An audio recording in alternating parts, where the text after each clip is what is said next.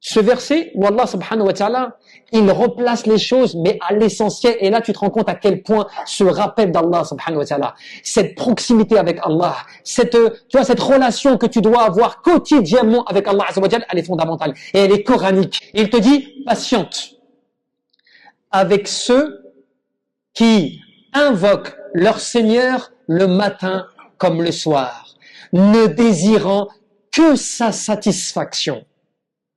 Et ne penche pas ton regard vers eux, vers ce qu'on leur a donné en termes de jouissance mondaine.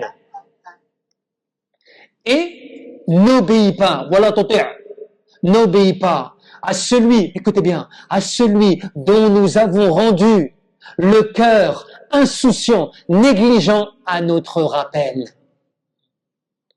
Subhanallah. Et qui suit ses passions, qui a un comportement outrancier. Imagine ce verset. Réfléchis à ce verset. Allah il est en train de te dire que, regarde, le meilleur des gens. Allah il est en train de te donner une description de ceux dont il fait l'éloge dans le Coran, de ceux dont il valorise le comportement et la manière de vivre.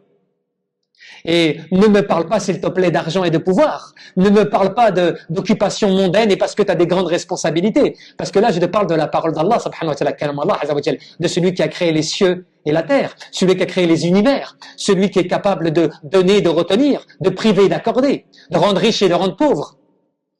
Et qui te donne celui qui sait le passé et le futur. Celui qui a connaissance de toutes choses, qui est le premier sans commencement et le dernier sans fin.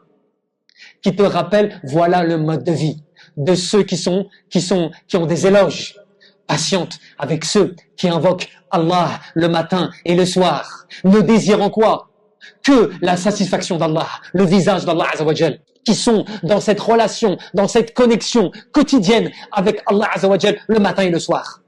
Cela ne veut pas dire que tu ne fais plus rien. Attention, cela ne veut pas dire oui, mais là on entend un discours, on est en train de nous dire il faut plus rien faire, il faut que adorer Allah subhanahu wa ta'ala. Non, cela ne veut pas dire ça. Cela veut dire tout ce que tu fais dans ta journée, quoi que tu fasses dans ta journée, quoi que tu sois dans ce bas monde, eh bien ne perds jamais journalièrement ta relation avec Allah subhanahu wa ta'ala.